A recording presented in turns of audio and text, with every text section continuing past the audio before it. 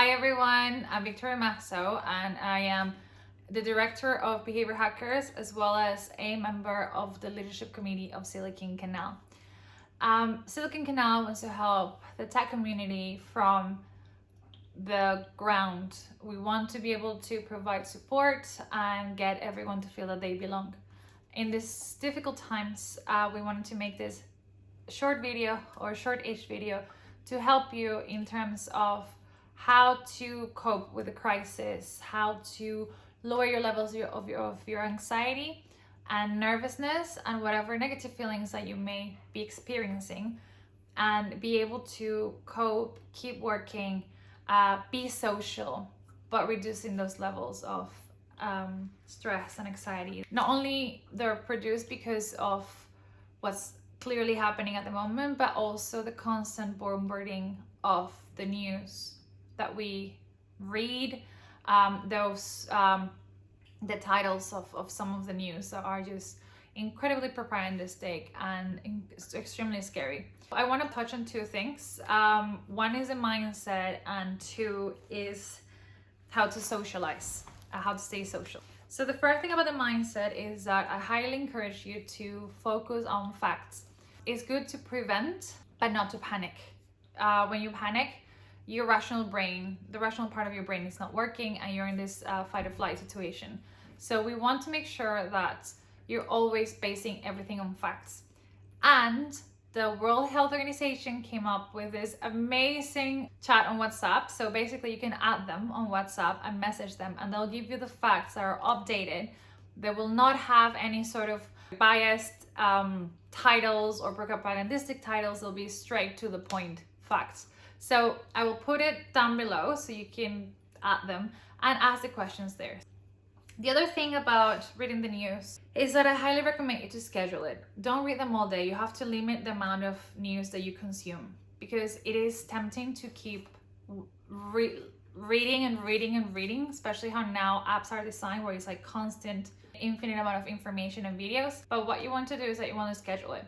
And this advice actually not only has some research behind it, but part of it actually comes from, there's an ambassador. He mentioned that he would read the news only in the morning, because if he were to read them in the evening, then he wouldn't be able to sleep. And I think this is a great advice. I think it will change depending on the person, but make sure that you schedule it. I prefer the morning if I'm scheduling it, because it has happened that I can't sleep because I'm reading the news, because you're constantly trying to see what's happening. So make sure that you schedule this. The other thing that you can do to reduce the amount of news that you consume is that if you're a person that is very anxious, find someone that can update you, that you trust, that reads factually, that can update you. And then basically you can just message them and ask them to update you instead of you having to read the news all the time. You should designate an area where you read the news. Because what happens is that if you're in bed and read the news, and you constantly do that, you're making your brain feel that where you sleep, you feel anxious. So what you want to do is to be able to be in a separate place, possibly that you don't access as much, or you don't have to do anything where you have to concentrate, in your room, in your flat. And then that way your brain will associate those feelings with that specific place and not in the place where you eat, where you sleep, where you work. If you don't do it already, start training your brain for different areas. So your work area should be a place that is clear, or it makes you feel happy and comfortable and confident, whatever it is that you need to work, but that's your designated area. If it happens that you live in a space that's very small and you can't do any of these things, what you have to do is change how the environment looks and feels. So if you have a studio apartment and you can't really move around that much, what you have to do is either change the lights, change the smells, sit in a different angle, change the scenery. And that will help your brain again adapt to, I'm in this place, I feel this way. Another thing that's helping people is having a designated cleaning area. If you're having to go outside and come back in, the entry point, make it so it's almost mechanical, the way that you clean everything, and you leave your clothes and everything that you wore on the outside there. So when you actually access the area where you have to relax, you don't have to think about all the time, oh, am I touching my face? Have I washed my hands? So you have to make sure that the designated area is a part that can be contaminated, and anything else is completely decontaminated.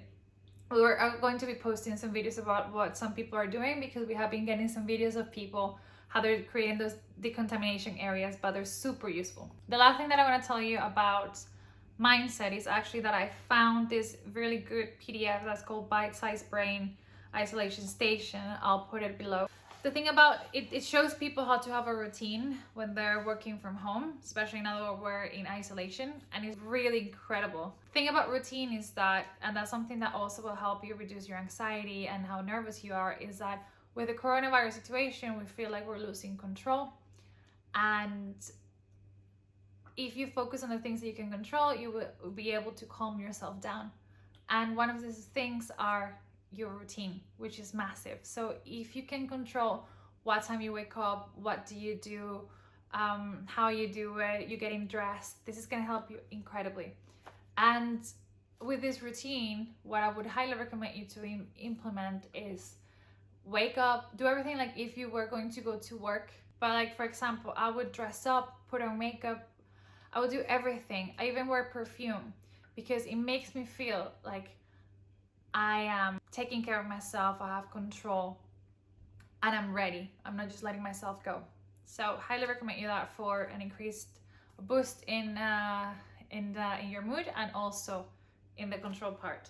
And lastly, socialize. The last part, socialize. So in terms of socializing, highly recommend you to do group activities online. There has been a wide range of activities from, I've done pop quizzes, I've done little parties, I've done cocktail parties, I've done game night, I've done so many things. We've done video games. So anything where you can have interaction with someone else, go for it. I've seen exercise groups, I've seen so many things. So if you have an activity that you want to do, find someone else to do it and do it online.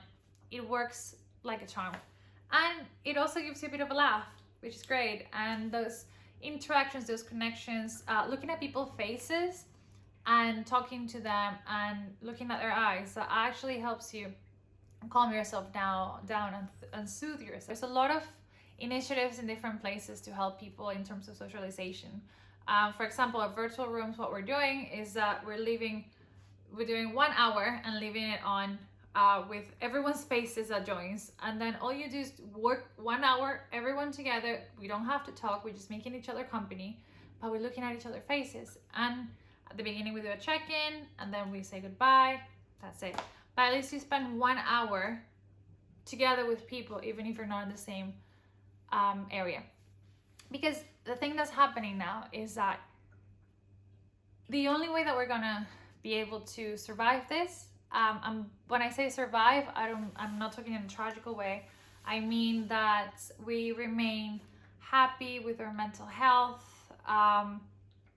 barely intact, hopefully, that we actually work towards solutions together, is by supporting each other.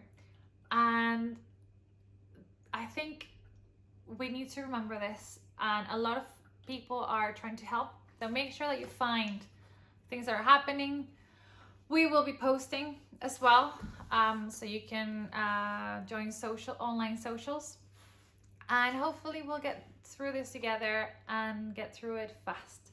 So without anything else to say, I hope you enjoyed this, and I will see you guys very soon. Bye.